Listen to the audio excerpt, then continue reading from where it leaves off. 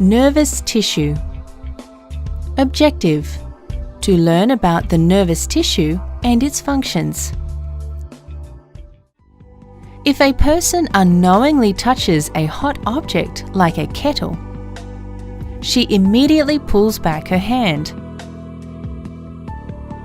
Why does she do this? This happens as the receptors present in the fingers sense the heat from the kettle. The sensory nerves in the fingers absorb this impulse and transmit it to the spinal cord. From the spinal cord, this impulse passes to the motor neuron, which in turn passes this impulse to the affected muscle in the finger, and the person immediately removes her hand from the kettle. This whole process involves coordination among the nerve cells called neurons. These neurons are found inside the spinal cord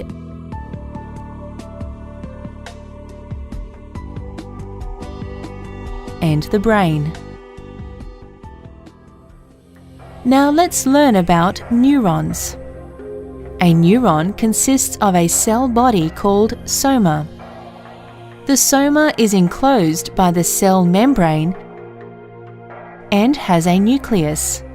There are several thin, thread-like extensions from the cell body called dendrites. The dendrites receive impulses from the adjoining neurons. The other extension from the cell body or soma is a single-branched extension called an axon. Each axon is comprised of a cone-shaped base called an axon hillock that arises from the soma. At the other end, the axon is divided into many branches, from where the signal passing through the axon is transmitted to the other cell via a junction called a synapse. Thus, the information is received by the dendrites and is then sent out through the axon to the neighboring cell. This is how information is transmitted from one cell to another. To summarize,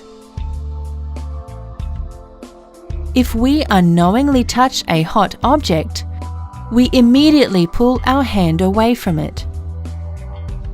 This process involves coordination among the nerve cells called neurons. A neuron consists of a cell body called soma. There are several thin, thread-like extensions from the cell body called dendrites. The other extension from the cell body or soma is a single-branched extension called an axon.